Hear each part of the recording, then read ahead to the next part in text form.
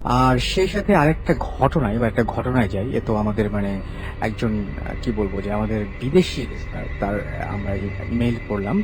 এবার দেশে একজন তিনি লিখেছেন, তার নামটা আমি পড়তে পারছি না কিন্তু তার নামটা আমি দেখতে পাচ্ছি। তিনি লিখেছেন যে আমি এবার এইচএসসি এক্সাম দিলাম। আমি আমার একটা ঘটনা শেয়ার করতে চাই, বাট I request you যে please don't tell my identification to anyone, okay? Because এই ঘটনাটা কারোর সাথে শেয়ার করতে অনেকবার নিষেধ করা হয়েছে, তাও আমি এই ঘটনা আজকে আপনাদের সাথে শেয়ার করছি because I need someone to share it, okay? So আমার মনে হয় যে আমরা সেই জন্য একেবারে পারফেক্ট, বিকজ আমি দেখলেনি যে আপনার নামটাও বলি নাই। আচ্ছা, ঘটনাটাও 2009 সালের। আমি তখন মাত্র এসএসসি এক্সাম দিলাম। এসএসসি এক্সাম দেওয়ার পর 3 মাস ছুটি, বাট আমার বাবা অনেক অসুস্থ ছিলেন বলে বাবা এবং মা ইন্ডিয়াতে যান ট্রিটমেন্টের জন্য। বাসায় আমি এবং আমার ছোট ভাই থাকি। টাইম পাসের জন্য কোনো সোর্স না পাওয়ায় আমি একদিন দুষ্টুমি বুদ্ধি আঁটি যে আমি রাতে আননোন নাম্বারে কল করব এবং মানুষকে ডিস্টার্ব করব। যেই ভাবা সেই কাজ, আমি একটা নিউ সিম কিনে ফেলি শুধু এই কাজে ইউজ করার জন্য। সেদিন রাতে বেশ আনন্দ নিয়ে একটা আন্দাজে একটা নাম্বারে কল করি। অ্যাট ফার্স্ট আমি শুনতে পাই যে কলার টিউন হিসেবে আরবি সূরা সেট করা আছে। ওকে, সো আমি ভাবলাম যে এটা মেবি কোনো হুজুরের নাম্বার হতে পারে, বাট আমাকে অবাক করে দিয়ে একটা অনেক সুইট ভয়েসে কেউ একজন ফোনটা ধরলো। এটা একটা মেয়ের ভয়েস ছিল এবং আমি ওর ভয়েস শুনে তাজ্জব হয়ে গেলাম যে এত সুইট কারো ভয়েস কিভাবে হতে পারে। আমি অ্যাট ফার্স্ট ওকে সালাম দিয়ে ওর সাথে গল্প করা শুরু করলাম। ওর নামটা ছিল তিবা। মেয়েটাও অনেক ফ্রেন্ডলি ছিল, সো আমি ভাবলাম যে ওকে পটানো আমার জন্য তেমন কোনো ব্যাপারই না। আফটার 3 মান্থস আমাদের ফ্রেন্ডশিপটা আরো ডিপ হলো। ও নাকি বাড়ি ভাড়াতে থাকতো। আমি ওকে অনেক পার্সোনাল লাইফ নিয়ে অনেক কোয়েশ্চেন করতাম, বাট সে কোনো সময় ওরকম ক্লিয়ার কোনো অ্যান্সার আমাকে দিত না।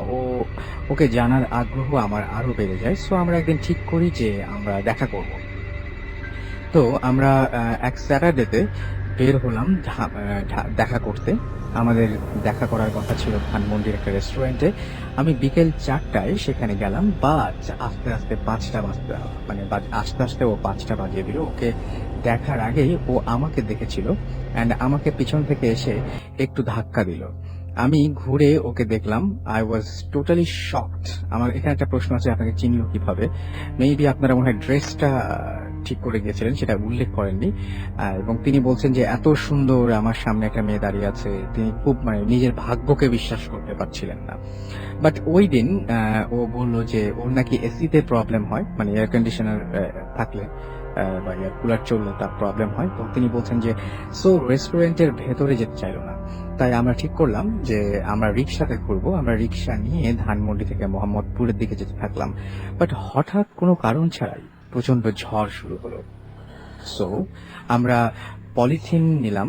মাঝখানে ওর সাথে অনেক কথাই হলো। আমরা জাস্ট একটা কথাই মনে হচ্ছিল যে আমার লাইফে এই মেয়েটা মানে মানে এত ভালো একটা ফ্রেন্ড আমি পেয়েছি। বাট ওর একসময় ওর হাতে টাচ লাগার সঙ্গে সঙ্গে দেখলাম যে বরফটা মানে গাটা বরফের মতো ঠান্ডা। হঠাৎ আমি যেটা দেখলাম সেটা হলো যে পাশে তাকিয়ে দেখলাম যে আমার পাশে সাদা শাড়ি পরা একটা বুড়ি মহিলা বসে আছে and তার মুখে অসংখ্য কালো এবং বড় টিউমার। And আমার চোখ আমার আ- আ- আমা- আমার চোখ আচ্ছা, চোখের মধ্যে বিশাল গর্ত। আমি ভয়ে একটা চিৎকার দিয়ে উঠি আর তারপর আর কিছু মনে নাই। হঠাৎ করে আমি ফিল করলাম যে আমি একটা হসপিটালের বেডে শুয়ে আছি। ডক্টর এসে আমাকে জিজ্ঞেস করলো যে আমার কি হয়েছিল, বাট আমি কোনো অ্যান্সার দিতে পারলাম না বিকজ আমি নিজেও জানতাম না আমার অ্যাকচুয়ালি কি হয়েছিল। তখন ডক্টর আমাকে বললেন যে আমি নাকি রিক্সাতে অ্যাক্সিডেন্ট করেছিলাম অ্যান্ড আমি নাকি অলৌকিকভাবে বেঁচে গেছি। একটা বাস এসে অনেক জোরে রিক্সাতে আঘাত করে এবং রিক্সাটা ভেঙে চুরমার হয়ে যায়। রিক্সাওয়ালা অ্যান্ড তিবা কাউকেই নাকি ওখানে পাওয়া যায়নি।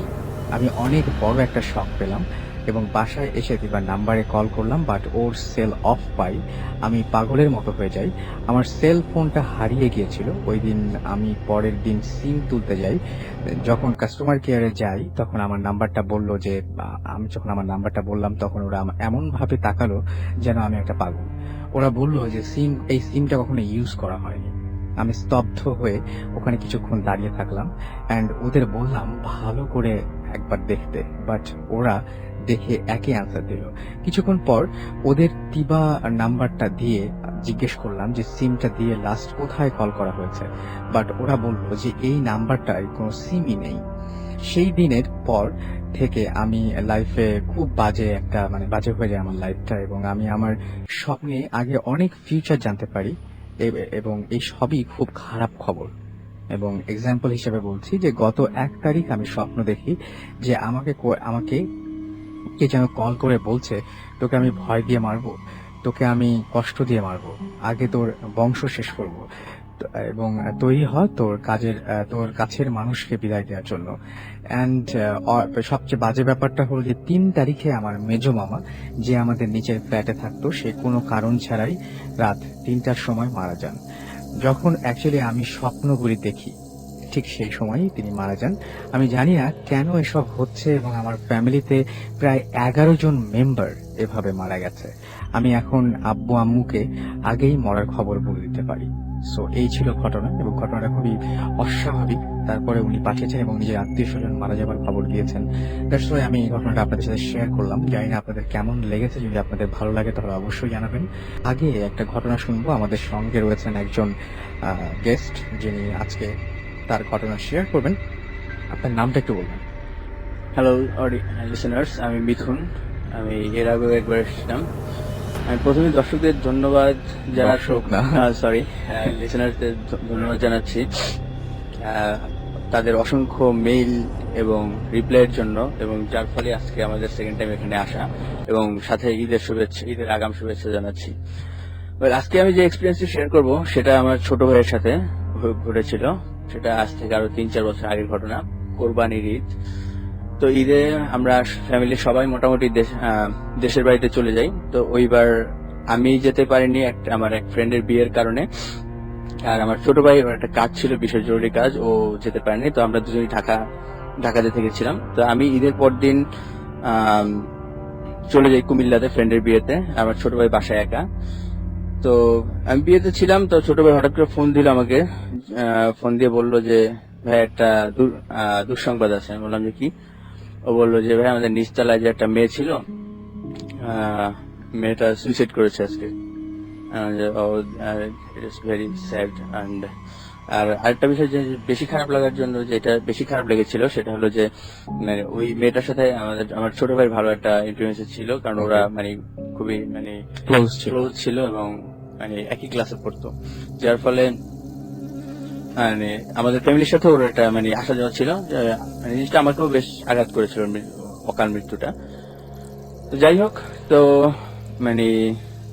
আমার ছোট ভাইয়ের নাম জ্যোতি। ও আমাকে কিছুক্ষণ পর ফোন দিয়ে বললো যে ভাইয়া আরো একটা অদ্ভুত ঘটনা আছে এখানে, যে ওই আমাদের যে আঙ্কেল, উনি ওখানে থাকেন, উনি দেশের বাড়ি থাকেন, আর আন্টি কে তাদের নিচতলার যে ফ্যামিলি, ওনারা তাদের সাথে নিয়ে গেছেন। এখন মেয়েটা 3 তলায়, আমি 4 তলায় একা বাসায়, আর কেউ নেই। তো আমি বললাম যে তোর কি ভয় লাগছে? না, ভয় লাগছে না, তবে একটু অস্বস্তি ফিল করছি। হ্যাঁ, না এটা কোনো বিষয় না, তুই সমস্যা নেই।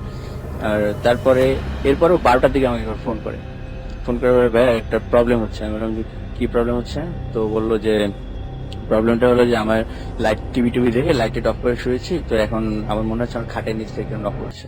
ওকে, তাই বললাম যে খাটের নিচে নক করবে কে? তোর আমরা খাটের ভিতরে কোনো ইঁদুর টিঁদুর আছে? তোর ওর খাটের বক্স খাট, তো ভিতরে কি কিছু দেখা যাচ্ছে না? বলে যে না, ইঁদুরের শব্দ এরকম না, একদম মনে হয় যে কেউ নক করলে যেরকম শব্দটা হয়, শব্দটা সেরকম হচ্ছে।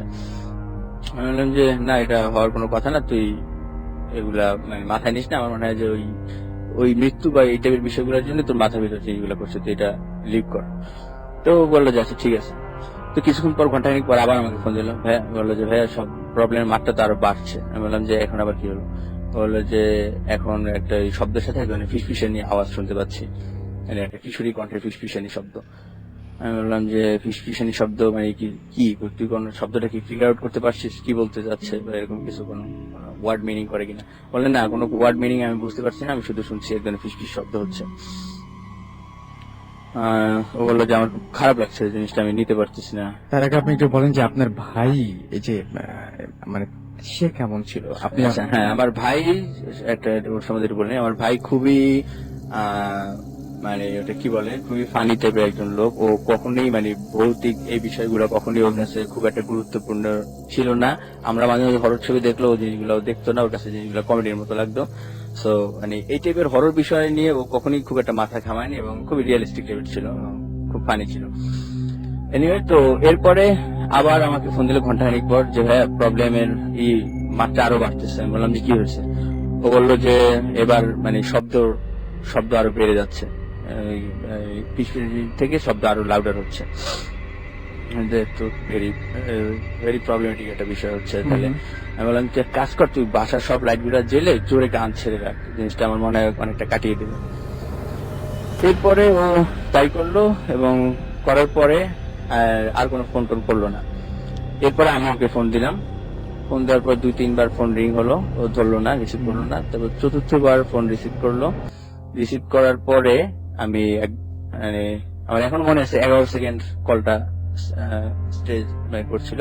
তো 11 সেকেন্ডে আমি ওর কোনো কথা শুনিনি, একজনের দস্তাদস্তি শব্দ শুনলাম এবং নিচে ফ্লোরে কিছু রেখে টানাটানি করলে যেরকম শব্দ, এরকম মানে অদ্ভুত ধরনের একজনের শব্দ শুনতে পেলাম। তো এটা শোনার পর 11 সেকেন্ড পর ফোনটা কেটে গেল। তো এরপর আমি ট্রাই করলাম, ফোন সুইচ অফ, আর ফোন বাজছে না। তো আমি, ওর এক ফ্রেন্ড ছিল বাসা আমাদের মোটামুটি বাসার কাছে, আমি ওকে ফোন দিয়ে বললাম যে যদি এই অবস্থা তুমি একটু দেখো তো ফোনে। বলো ভাই আমি তো ঈদের দেশের বাড়ি চলে গেছি, আমার তো ঢাকাতে নাই। এরপরে আমি আর বাবা মাকে জিনিসটা মানে জানালাম না, কারণ তারা ইসে নাই, বাইরে আসছে, তো তারা টেনশন করবে শুধু শুধু করে। তো আমি বললাম কি মানে পরবর্তীতে যেই মানে মানে বাসের জন্য ওয়েট করতেছিলাম যে আমি এখন চলে যেতে হবে, কারণ ছোট ভাইয়ের অবস্থা খুব খারাপ। তো আমি একদম ফার্স্ট যে বাসটা ছাড়লো ওখান থেকে ওটাতে ব্যাক করলাম। তো আমার ফিরতে ফিরতে প্রায় 9:30 মতো বাজে। বাসায় আসছি, বাসায় আসার পর কলিং বেল দিলাম কয়েকবার, কিন্তু কোনো রিপ্লাই নেই, ভিতর থেকে কেউ আসছে না। তারপর আমি বাসার কেয়ারটেকারকে সাথে নিয়ে তালা ভেঙে ভিতরে ঢুকলাম। ঢুকার পর আস্তে আস্তে ওর রুমে ঢুকলাম। ওর রুমে ঢোকার পর আমার যে জিনিসটা দেখলাম সেটা আমার এতখানি এক্সপেকটেশন ছিল না। আমার মানে পুরা রুম আলো একদম এলোমেলো করা। তারপর বড় একটা আলমারি ছিল, আলমারিটা সরানো এবং আমার ছোট ভাই বড়িটা নিচে পড়ে আছে। আলমারিটা কিরকম ছিল? আলমারিটা বেশ বড় এবং ভারী একটা আলমারি ছিল। মানে এটা কি তার পক্ষে সম্ভব? যে না, এটা ওর পক্ষে কেন, এটা যখন মানে কোনো মালপত্র ছাড়াও আমরা যখন লাগে, আমাদের 3-4 জন লাগে এটা মানে এক জায়গায় এক রুম থেকে আরেক রুমে আনতে। তো সেই আলমারিটা সরানো এবং রুমের অবস্থা খুবই খারাপ। এবং আমি একটা জিনিস তখন খুব মানে আমি অস্থির থাকা বলে একটা জিনিস নোটিস করছিলাম যে রুমের ভিতরে অদ্ভুত একটা গন্ধটা মানে আমি এর আগে এরকম কোনো গন্ধ এক্সপিরিয়েন্স করিনি আসলে। তো যাই হোক, আমি তখন চিন্তা আমার ছোট ভাইকে নিয়ে যে ওর কি অবস্থা। তো ওকে দেখলাম যে জ্ঞান হারানো, তো আমি তাড়াতাড়ি হসপিটালে নিয়ে গেলাম। তো ঘন্টা 2 পর ওর জ্ঞান ফিরলো, তখন আমি ওকে এই সম্বন্ধে কিছু জিজ্ঞেসই করিনি। তো পরে সুস্থ হওয়ার পর বাসায় আসার পরে আমি একসময় জিজ্ঞেস করলাম যে আসলে ঘটনাটা কি হয়েছিল। ও কিছু বললো না। তা আমি আবার কিছুদিন পরে আবার জিজ্ঞেস করলাম যে আসলে কি হয়েছিল ওইদিন, তুই কিছু মানে বলছিস না কেন? ও বললো যে আমি এটা নিয়ে কথা বলতে চাচ্ছি না, প্লিজ এটা নিয়ে আমাকে কখনো জিজ্ঞেস করুন। তো এরও অনেকদিন পর আমি আবার ধরলাম, আমার আরো কাজিন ছিল, যে ও বললো সেদিন খুব মানে মোটামুটি বিরক্ত হয়ে বলছিল যে আমাকে এটা নিয়ে কখনো কিছু জিজ্ঞাসা করবা না, কখনো জিজ্ঞেস করবে না, কারণ আমাকে বলা হয়েছিল এটা যাতে আমি না বলি। এবং এরপর থেকে আমার ছোট ভাই অনেক নিস্তেজ হয়ে যায়। ও মানে ওই ফান টানের বিষয়গুলো ওর ভিতর থেকে অনেকটা কমে যায় এবং আর এই ভুট্টুর টাইপের বিষয় নিয়ে আর কখনো ফান টান ও কখনোই করেনি। এবং কোনো মতামত নাই, কোনো ধরনের কোনো কমেন্টস আর কি এই টাইপের বিষয়ে তার কোনো ইন্টারেস্ট বা কখনোই কোনো ধরনের ইন্টারেস্ট। আচ্ছা, আপনারা যখন যে হসপিটালে নিয়ে গেছিলেন, ডাক্তাররা দেখে কি বলছিল? ডাক্তাররা দেখে বলছিল যে মানে এক ধরনের মানে আমি বললাম যে অজ্ঞান, কারণটা কি? বললো যে এটা কোনো হঠাৎ করে ভয় পেলে মানুষের মাঝে মাঝে এরকম হয়ে যায়, সেটা কোনো মানে ফিজিক্যালি কোনো ধরনের ডিসঅর্ডার হয়নি আর কি। সো এই ছিল ঘটনা। আমি আরো একটা ইমেল পড়বো। আমাকে একজন ইমেলটা করেছেন, লিখেছেন যে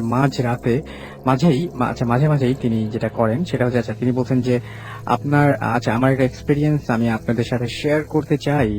এবং ব্যাপারটা হলো যে আমি মাঝে মাঝেই রাত জেগে নেট সার্ফিং করি এবং আমার ঘরটা পুরো স্কোয়ার এবং একটু ঘিঞ্জি টাইপের, এদিকে ওদিকে জিনিসপত্র ছড়ানো ছিটানো। আমার ঘরে একটা আলমারি আছে এবং আলমারির পাশেই আমার পিসি টেবিল এবং সামনে একটা চেয়ার পাতা আছে। তো একদিন এরকমই আমি রাত জেগে সার্ফিং করছি, তখন রাত 1টা বা 1:30 এরকম হবে।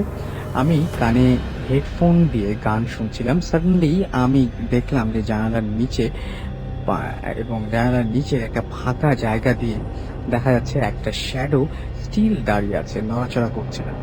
আমি প্রায় রাতে রাত জেগে রাত জাগি, বাট কোনোদিন ও জানালার নিচে ফাঁকা জায়গাটা দিয়ে ওরকম কোনো শ্যাডো দেখিনি। আমার উইয়ার্ড তেমন কোনো ফিলিংস হচ্ছিল না, কারণ যদি ওইখানে কেউ দাঁড়িয়ে থাকতো তাহলে আমাদের বাড়ির কুকুরটা নিশ্চয়ই টের পেত, বাট কুকুরটা ডাকেনি, তাই আমি তেমন কোনো অ্যাটেনশন দিলাম না ওইটার প্রতি। এরপর আবার আমি নিজের মতো কাজ করতে লাগলাম। সাডেনলি আমার ঘরের যেই জানালাটা দিয়ে ওই শ্যাডোটাকে আমি দেখছিলাম, সেই জানালাটা একটা ধাক্কা লাগলো, এবং ধাক্কাটা বেশ জোরেই লাগলো। জানালার ছিটকানিটা দেওয়া না থাকলে জানালাটা খুলে যেত, এমন জোরেই ধাক্কাটা মারা হয়েছিল। তো আমি চমকে উঠি, যদিও আমার কানে হেডফোন দেওয়া ছিল, বাট জানালার সাডেন মুভমেন্টটা আমার নজর কেড়েছিল।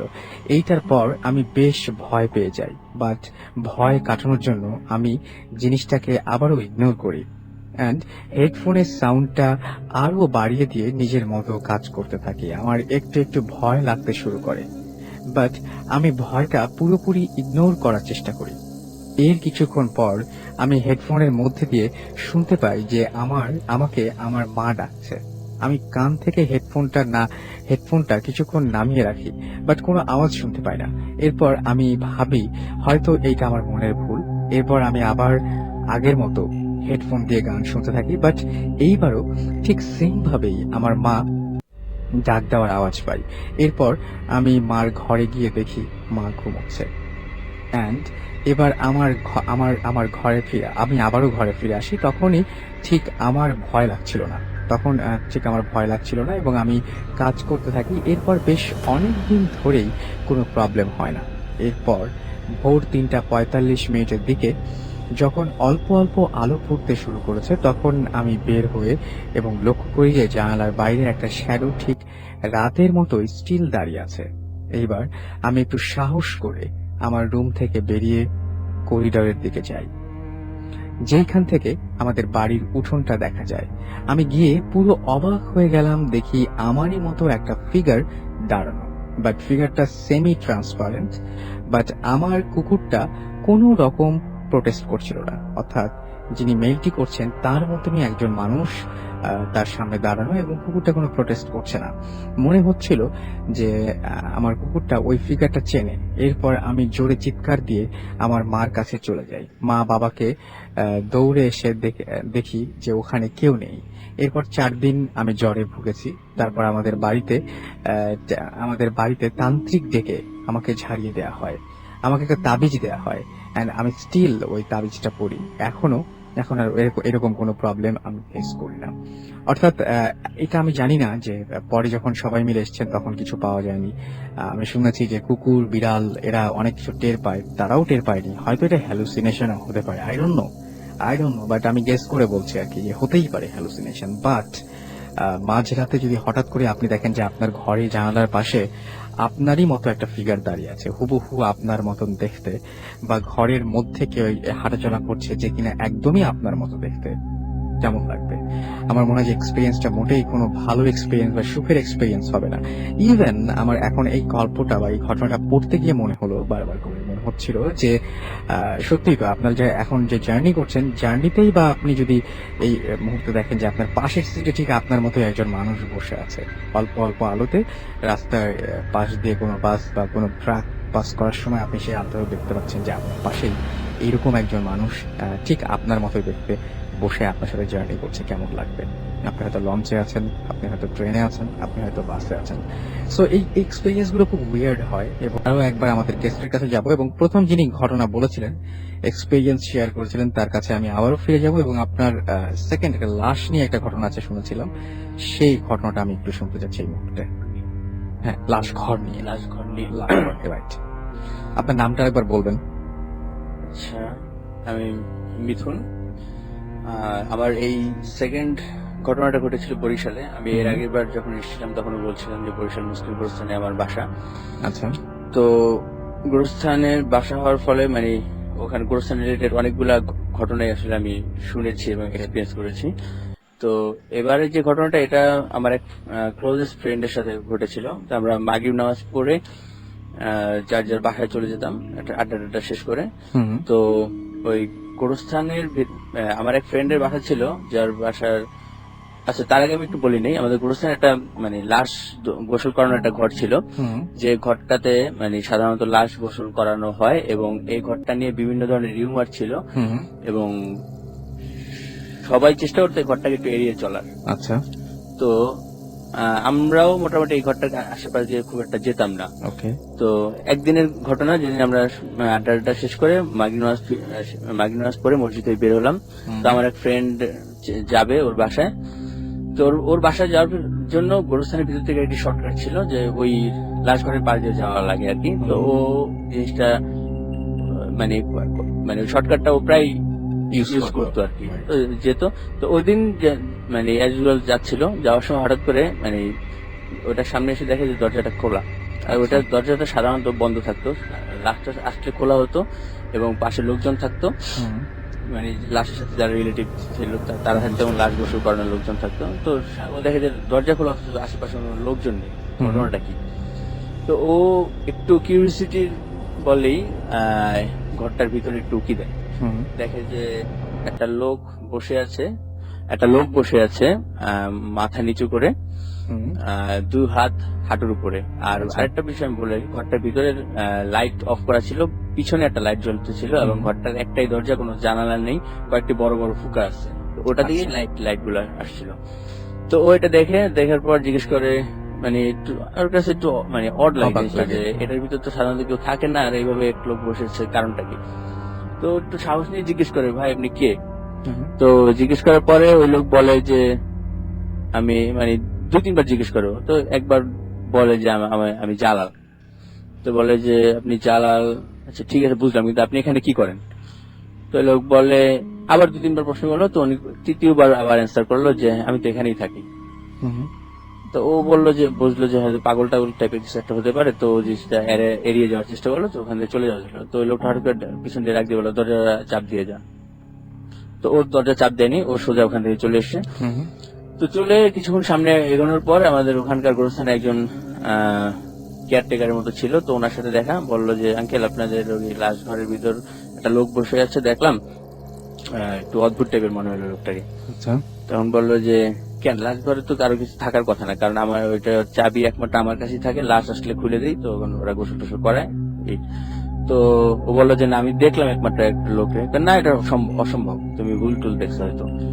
তবে ওর পিড়াপিড়িতে আঙ্কেল ওর সাথে আসে, এবং আসার পরে যে দেখে যে দরজাটা লক করা, ওকে দরজা লক করা, এবং আঙ্কেল বলে এই যে লক করা, তুমি কি দেখছো? বলছেন না দরজা খোলা ছিল, এবং ওই লোকের সাথে আমার কথা হয়েছে, এবং যাওয়ার সময় আমার বলছে যে তুমি দরজা চাপ দিয়ে যাও, কিন্তু আমি চাপ দিইনি, আমি চলে এসেছি সোজা। আঙ্কেল বললো যে না এটা তুমি কারে দেখছো, আচ্ছা তোমার সাথে কি কথা হয়েছে, নাম বলছে কখনো? তো নাম বলছে যে জালাল। হুম জালাল, আচ্ছা দেখতে কেমন? দেখতে তো আসলে আমি অন্ধকারের ভিতরে যতটুকু দেখছি যে লুঙ্গি পরা খালি এক লোক, চুল বড়, কালো, গায়ের রং কালো, এবং শুকনা মতো, মাথা নিচু করে বসা। বলে যে জালাল নামে আমাদের এখানে এক লোক ছিল, যেখানে লাশ গোসল করানোর কাজ করতো, ও তো মারা গেছে আরো 3 বছর আগে, ওই যে ওইটার কবর পাশে দেখাই দিল, মানে লাশ যেখানে ধোয়ানো হয় তার পাশেই তার একটু পাশেই ওর কবরটা, জালাল সাহেবের কবরটা ছিল, জালালের কবরটা ছিল। তো এইটা শোনার পর আমার ফ্রেন্ড খুবই ঘাবড়ে গেল যে ইটস কোয়াইট ইম্পসিবল, যে এটা তো আসলে যে লোক মারা গেছে সেই লোককে আমি কিভাবে দেখি, সেই লোককে আমি কিভাবে দেখলাম। আরেকটা নিশ্চয় জানলার সাথে তার আগে পরিচয় নিলাম। আরেকটা বিষয় ছিল যে ও এই আমার গুরুস্থান রোড এলাকায় আসছে 1 বছর আগে, আর জালাল মারা গেছে 3 বছর আগে। তো মানে এমন যদি হতো যে ওর সাথে একটা মানে হ্যালুসিনেশন টাইপের বিষয় বা কিছু একটা করতো, এরকমই না, একদম সামথিং আউট অফ নাথিং এর ভিতর থেকে একটা লোক এসে ওর কাছে মানে ওর সাথে আলাপ হলো। তো জিনিসটা আসলে আমাদের কাছে যখন বললো, আমাদেরকে বেশ নাড়া দিয়েছিল ঘটনাটা, যে এবং আমরা এর আগে বিভিন্ন লোকের কাছে ওই ঘর সম্বন্ধে বিভিন্ন ঘটনা শুনছি, কিন্তু এই ঘটনাটা আমাদেরই সার্কেলের একজনের সাথে ঘটলো, এই মানে যার ফলে আমরাও এরপর থেকে আর ওই ঘরের ধারে কাছে আরো যেতাম না আর কি। ওকে, সো এই ছিল ঘটনা। আচ্ছা, আমরা রেডিও ফুর্তি এন্ড ডোন্ট স্টপ দ্য ফুর্তি আমরা যাচ্ছি আমাদের আরো একজন গেস্টের কাছে। আপনার নামটা একটু বলবেন আমাদের সবাইকে। হ্যালো লিসেনার্স, আমি ইরান। আমি আগেও একবার এসেছিলাম, আপনাদের মনে থাকতে পারে। তো যাই হোক, শুরুতেই থ্যাঙ্কস রাসেল ভাইয়া আমাকে আরো একবার ইনভাইট করার জন্য, এখানে আসার জন্য। আর আমি আরেকটু থ্যাঙ্কস জানাতে চাই, কারণ গত পর্বে আমি ফেসবুকের ডিসকর্পিয়ন্স পেজে একটা প্যারানর্মাল জার্সি দেখতে বলেছিলাম। অনেক লিসেনার দেখেছেন এবং আমরা ভালো রেসপন্স পেয়েছি, তাদেরকে মেনি মেনি থ্যাঙ্কস, এবং সকল লিসেনার্সকে স্করপিয়ন্স এবং ইউএনের পক্ষ থেকে ঈদ মোবারক। ওকে, এবার আমি চলে যাব এক্সপেরিয়েন্সে। আমার গতবারের এক্সপেরিয়েন্স গুলো ছিল আমার বাসা এক্সপেরিয়েন্সে চলে একদম। হ্যাঁ, হ্যাঁ, experience, হ্যাঁ। গতবার এক্সপিরিয়েন্স গুলো আমার বাসার এক্সপিরিয়েন্স ছিল, বাট এবারের এক্সপিরিয়েন্স গুলো অ্যাকচুয়ালি অন্য জায়গার, আমার বাসার না। ফার্স্টে আমি যে এক্সপিরিয়েন্সটা শেয়ার করবো, এটা আমার এক ফ্রেন্ডের এক্সপিরিয়েন্স, আমার খুবই ক্লোজ ফ্রেন্ডের এক্সপিরিয়েন্স। তো ওর আগের বাসায় ঘটনাটা ঘটতো। ওর আগের বাসাটা ছিল ঢাকার মধ্যেই, আমি একটা জায়গাটা বলছি না, এটা বাসাবোধ ছাড়িয়ে একটা জায়গা, বাট জায়গাটা একটু লোকালয় ছাড়িয়ে আর কি, একটু খালি জায়গার, মানে ওর বাসার আশেপাশে অনেক ফাঁকা স্পেস ছিল, মানে আই মিন হ্যাঁ নিরিবিলি ছিল, বিল্ডিংটার চারপাশে বেশ খালি ছিল। তো ওদের বাসায় একটা রহস্যময় জিনিস ছিল যে ওরা থাকতো 4 তলায়, 5 তলাটা ছিল ছাদওয়ালা একটা বাসা, আর 5 তলায় যারা ভাড়াটিয়া থাকতো তারা 5 তলার ওই বাসাটার একটা রুম ইউজ করতে পারতো না। আই মিন ওনারা বলেছেন যে ওনারা যখন বাসা দেখতে এসেছিলেন ভাড়া নেওয়ার আগে, তখনই নাকি বাড়িওয়ালা বলে দিয়েছিলেন যে আপনারা ভাড়া নিতে পারেন, বাট এই রুমটা আপনারা ইউজ করতে পারবেন না। কিন্তু কেন কোনো উত্তর তিনি দেননি, তিনি বলছেন যে ইউজ করতে পারবেন না এবং কেন এটা প্লিজ জিজ্ঞেস করবেন না। সো এটা একটা মিস্ট্রি ছিল।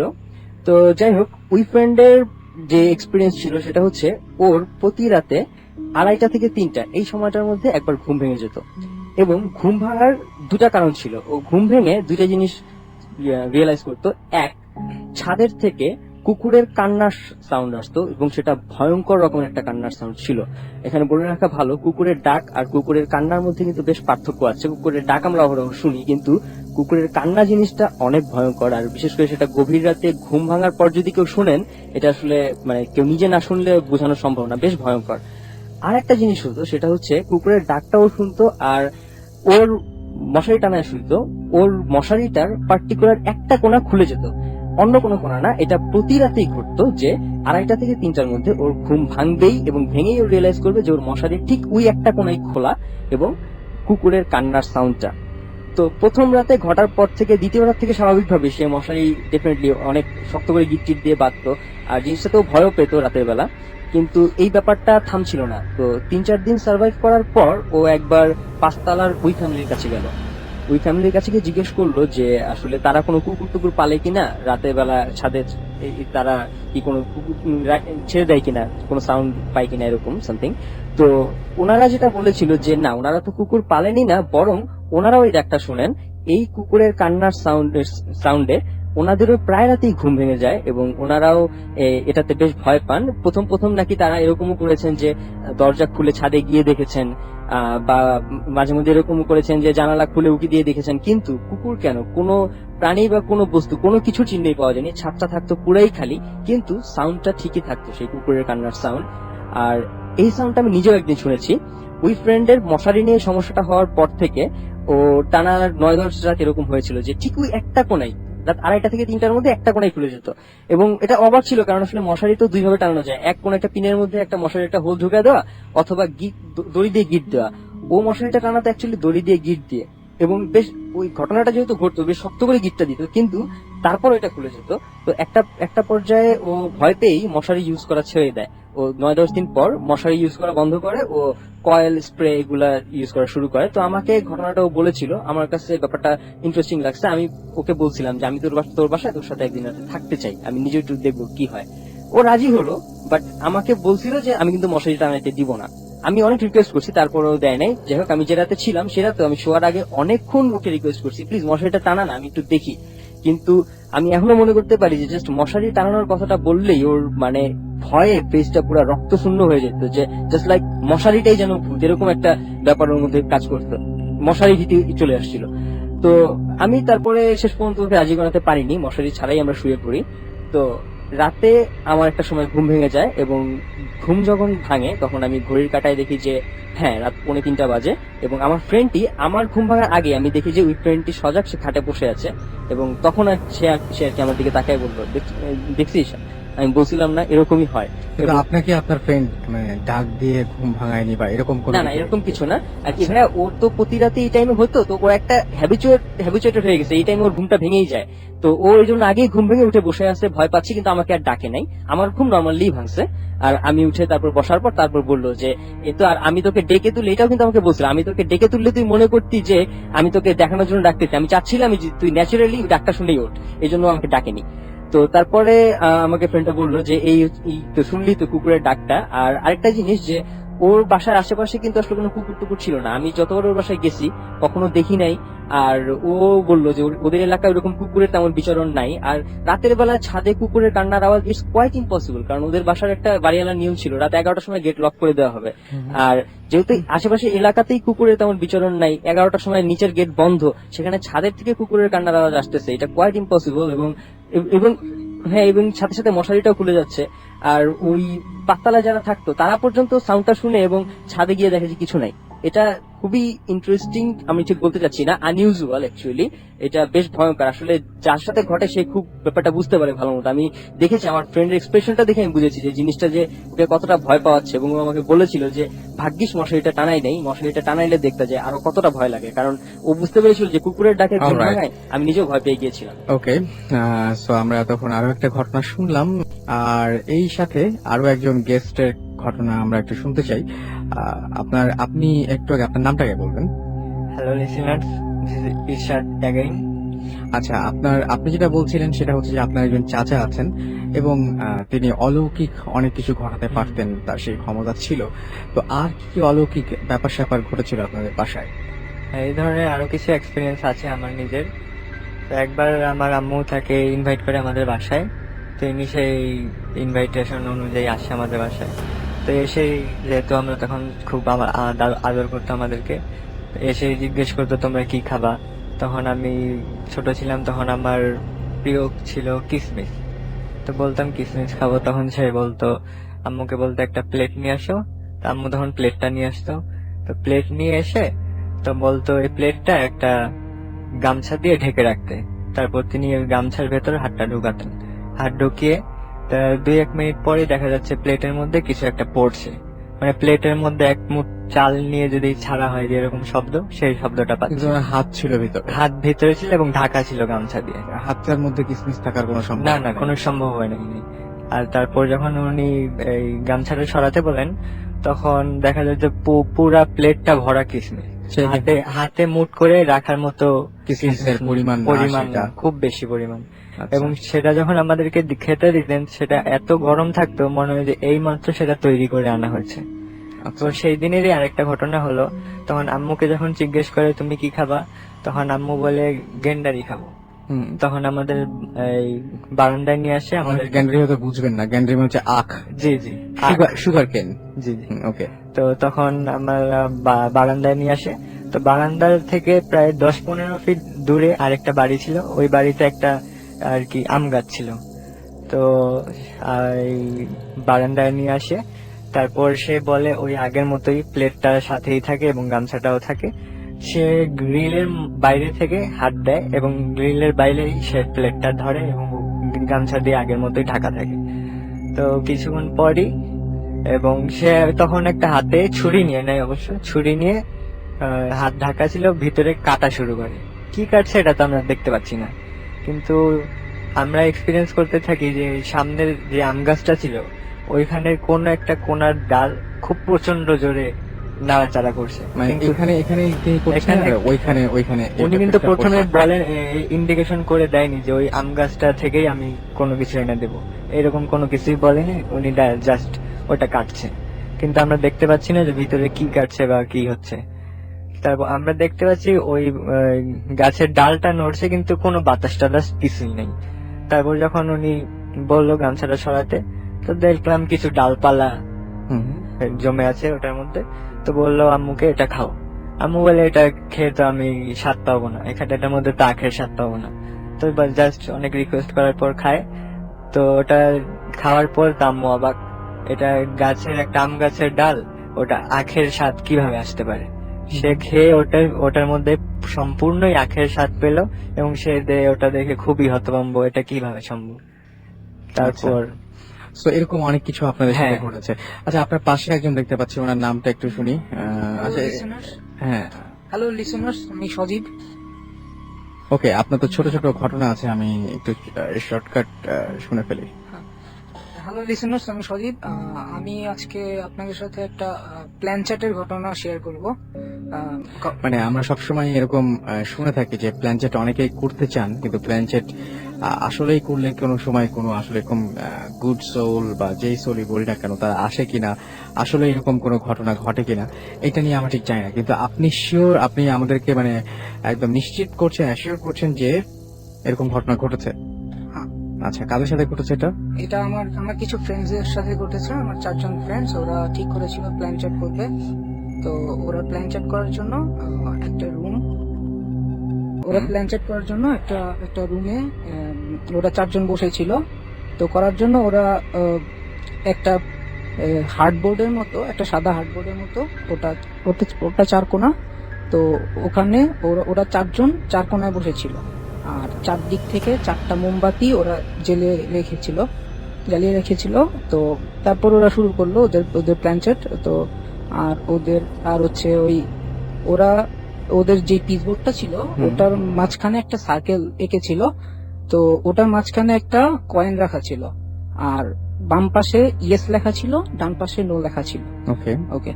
তো ওদের ইন্টেনশন ছিল, ওদের সামনে এইচএসসি পরীক্ষা ছিল। তো ওদের ইন্টেনশন ছিল যে ওরা এইচএসসি কোয়েশ্চেন বের করবে। খুব ভালো ইন্টেনশন।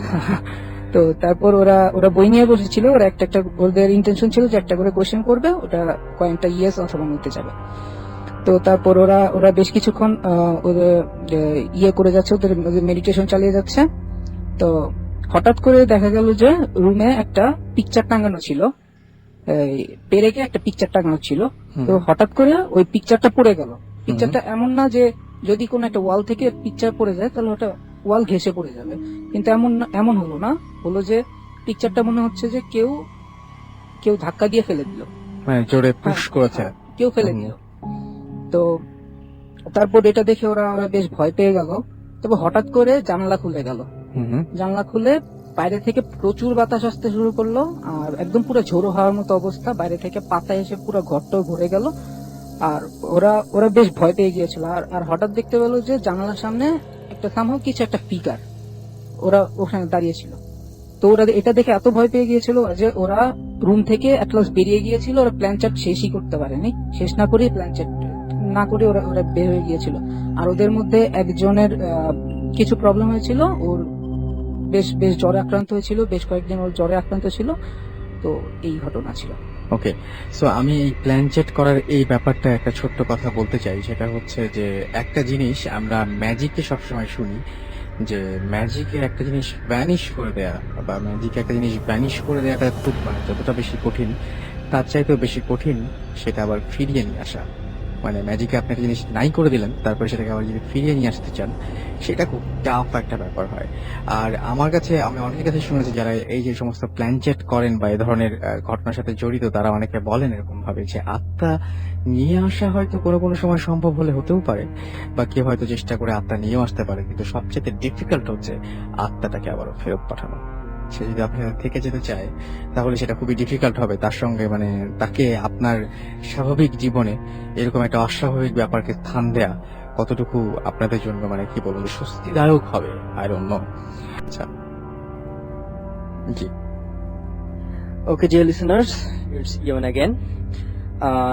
এবারের ঘটনাটা আমার ফ্রেন্ডের কাজিনের, ও আমার ফ্রেন্ডের কাজিনের সূত্রে পরিচয়, নাদিম নাম। তো ওর ঘটেছিল, এবং এটা ঘটেছিল এবার এই রমজানের প্রথম রমজানে। তো ওর দাদার মৃত্যুবার্ষিকী ছিল। ওদের দাদার মৃত্যুবার্ষিকী উপলক্ষে ওরা তখন গ্রামের বাড়ি গিয়েছিল। বাড়িটা ছিল বরিশালের ভাসানচরের একটা গ্রামে ভিতরে, বেশ প্রত্যন্ত গ্রাম ওইটা। তো ওখানে বাদাসও ছিল মিলাদ, এবং প্রথম রোজা যেহেতু, তো ইফতারের একটা ভালো আয়োজন ছিল। তো ওদের জায়গাটা এরকম ছিল যে আমি ওর কাছ থেকে যা শুনেছি, ওদের বাসা থেকে মানে গেটের কাছে আসলেই একটা মসজিদ, একটা ছোট কাঁচা রাস্তার ওই পারে পুকুর, আর মসজিদটার একটু সামনে 3টা কবর। তো কবর 3টা হচ্ছে ওর দাদার, দাদির, এবং একটা হচ্ছে ওর চাচির কবর। ওটা কবরস্থান ঠিক না, পারিবারিক কবরস্থান বলা যেতে পারে। তো এরকম। আর ওই চাচির কবরটা খুব একটা আগের না, 6 মাসের মতো হয়েছে, যাই হোক।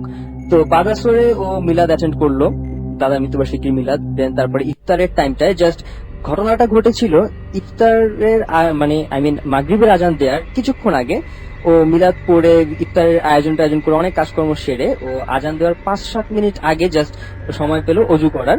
তো ও অজু করতে ওই গেটের বাইরে মসজিদের উল্টা সাইডে যে পুকুরটা ছিল সেই পুকুরের কাছে সে যায় অজু করার জন্য। তো অজু শেষ করে তখন আজান দিবে কিছুক্ষণের মধ্যেই, বেশ তাড়াহুড়া করে অজুটা করে সে যখন উঠে আসছে তখন হঠাৎ করে খেয়াল করে মাগরিবের সময় একটু অন্ধকার একটু আলো এরকম একটা অবস্থা, সে খেয়াল করে যে তার ওই মসজিদের একটু সামনেই তো কবরগুলো, যে খেয়াল করে যে কবরটার বাউন্ডারি দেওয়া কবর, বাঁধানো কবর, বাউন্ডারির মধ্যে এক লোক দাঁড়ায় আছে এবং লোকটা পায়জামা পাঞ্জাবি পরা ছিল। তো কিন্তু উল্টা দিকে ফিরেছিল, সে লোকটার ফেস দেখতে পাচ্ছিল না, যে লোকটা কে বুঝতে পারতেছিল না। বাট ওর কাছে অবাক লাগছে এরকম, মানে দাঁড়ানোর ভঙ্গিটা দেখলে মনে হয় যে তিনি কবর জিয়ারত করছেন। এটা হইতেই পারে কারণ তার আজকে মৃত্যুবার্ষিকী, কবর জিয়ারত কেউ করতেই পারে। কিন্তু অবাক লাগছে এটা যে বাউন্ডারির ভিতরে কেন, কবর জিয়ারত তো মানুষ সাধারণত বাঁধানো জায়গাটার বাইরে দাঁড়ায় করে, উনি কবরের বাঁধানো জায়গার ভিতরে দাঁড়িয়েছিলেন।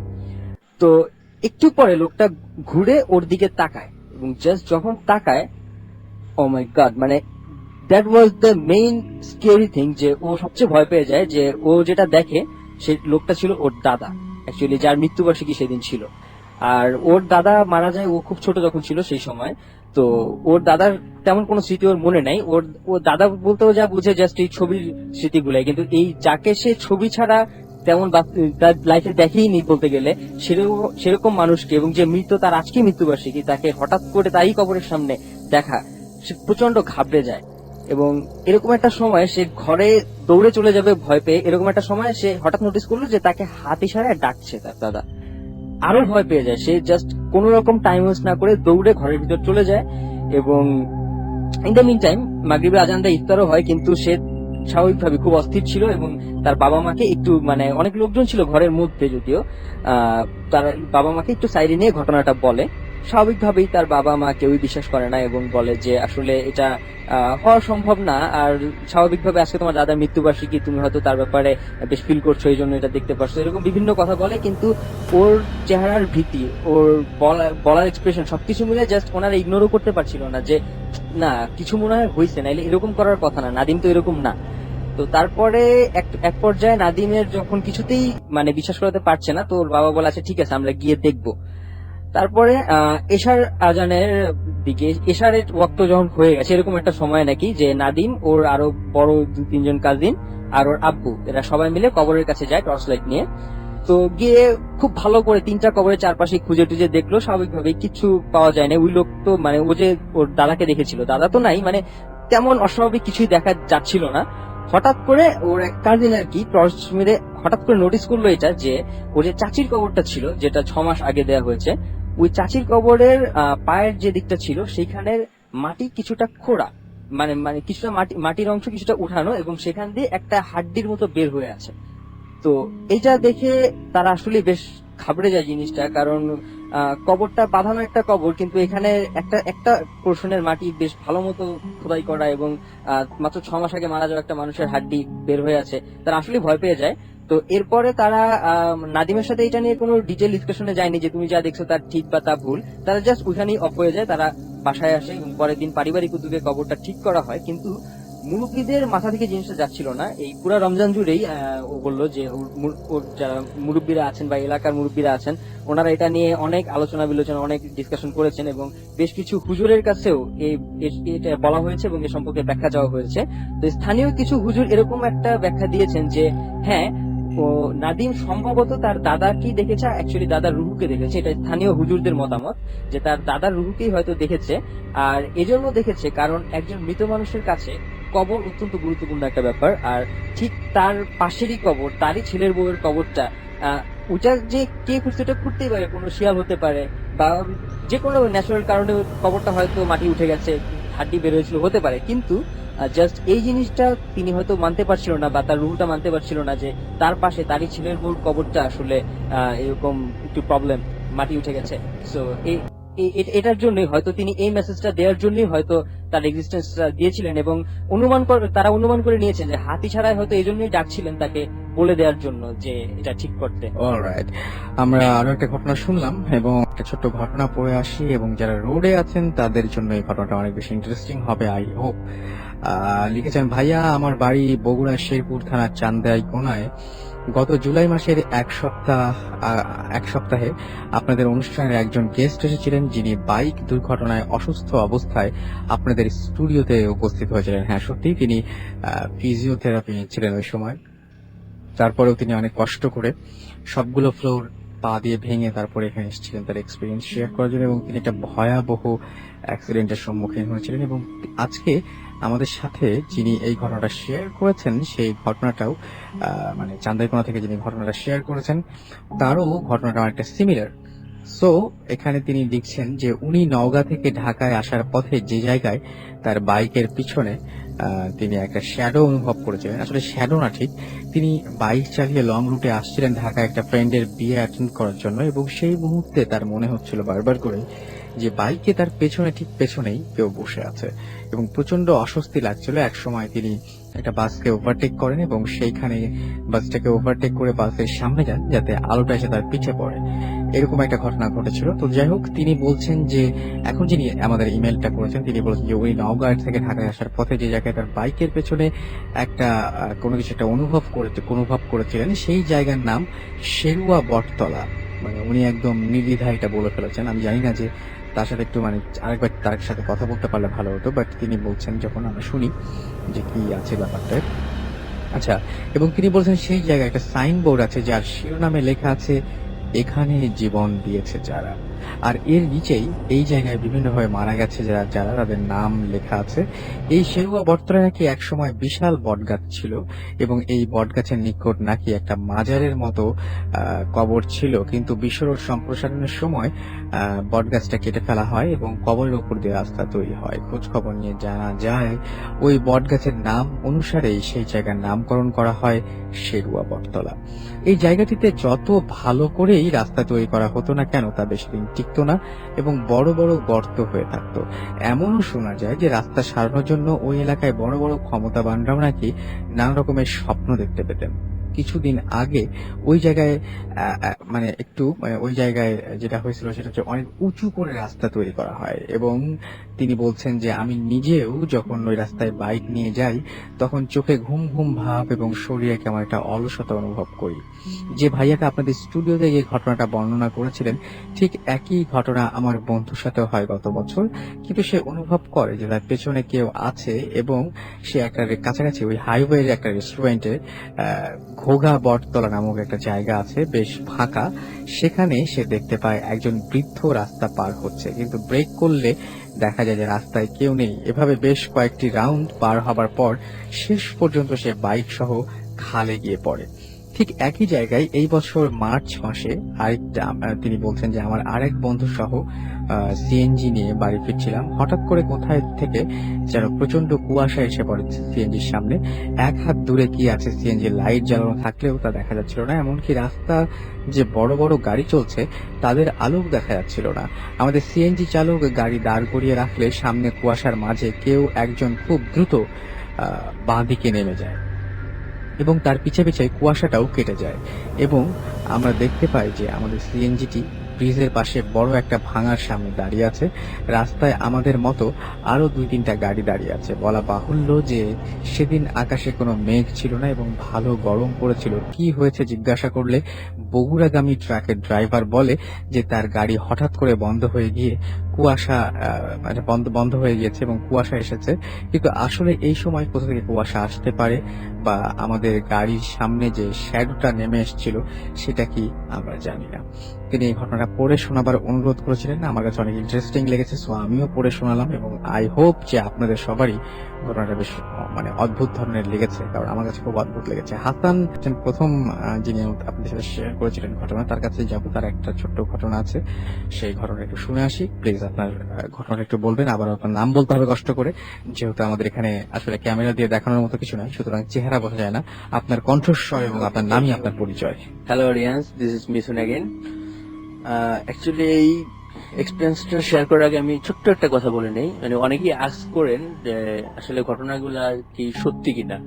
তো এ সম্বন্ধে আমার একটা মানে পার্সোনাল কমেন্টস হলো যে জিনিসগুলো একটা সময় পর্যন্ত আমিও খুব একটা সিরিয়াসলি নিতাম না, এবং এখনো যে খুব একটা মানে সিরিয়াসলি নেওয়া নিচ্ছি হয়। বিষয়টা তা না। তবে আমি একটা জিনিস অন্তত বিলিভ করি, there are lot of thing between heaven and earth, okay, যেগুলো সবকিছু, definitely this is very true. হ্যাঁ যেগুলো সবকিছুর এক্সপ্লেনেশন আমরা জানি আসলে।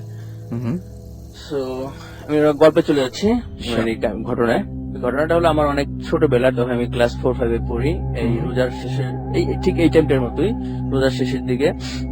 তো আমার ফুপি এবং চাচিরা সবাই মানে আমাদের বাসায় এসছে, ঈদ করবে একসাথে এই উপলক্ষে। চাচা চাচি ফুপি ফুপা অনেকে এসছে। তো আমি মানে একদিন মানে সেহরির আগে আগে সবাই মানে আমি ঘুমিয়ে আছি। তো আমার এক ফুপি, মানে আমার যেটা আগে হয়েছিল আমি সেটা বলি, যে হঠাৎ করে ঘরের ভিতর প্রচন্ড চিৎকার চেঁচামেচি শুনতে পাচ্ছি আমি, যে মহিলা কণ্ঠে 4-5 জন মহিলা চিৎকার করছে। এর ভিতর কেউ গালি দিচ্ছে, কেউ সুরাকারাত করছে। তো মানে জিনিসটা আমি প্রথম উঠে ভয় পেলাম যে ডাকাত টাকাত পড়লো কিনা, যে এইভাবে চিৎকার করছে কেন। তো পরবর্তীতে যেটা জানতে পেলাম যে আমার এক ফুপি, উনি বারান্দায় দাঁড়িয়ে দাঁত ব্রাশ করতেছিল। তো উনি দেখতে পাচ্ছিলেন যে আমাদের ওখানে একটা মানে মুরগির খোপের মতো ছিল, যে সিমেন্টের দোতলায়, মানে দোতলার মুরগির খোপ, ওটা তো মানে নিচতলায় হাঁস পালা হতো আর উপরতলাটা মুরগি পালা হতো। তো ওইটার সামনে এক মহিলা পায়চারি করছিল, এবং মহিলাটা ওনাকে দেখার পর ওনার দিকে তাকিয়ে অদ্ভুত একটা হাসি দিয়েছিল, এবং ওই হাসি দেওয়ার সময় ওই মহিলার মুখে ফেনার মতো ছিল। আচ্ছা, তো এই জিনিসটা দেখে উনি প্রচন্ড ভয় পেয়ে চিৎকার করে, এবং সাথে সাথে আমার অন্যান্য ফুফু এবং চাচিরা ছুটে আসে, আমার দাদি ছুটে আসে, তারাও দেখে তারাও প্রচন্ড ভয় পেয়েছে, এবং তারা একসাথে চিৎকার করে। এবং পরবর্তীতে আমার চাচা বাবা মানে যারা উঠছে তাদের চিৎকার চেঁচামেচিতে উঠে পরে টর্চ লাইট নিয়ে ওখানে গেছে, যাইতে দেখা যায় কিছু নাই। তবে আমার যে ফুফু মানে যারা দেখছে তাদের ভাষা মতে যে চিৎকার চেঁচামেচি একটা পর্যায়ে ওই মহিলার খুপের পিছনে চলে গেছিল। তারপর মানে বাট এটা আপনাদের বাসার সবাই দেখেছে?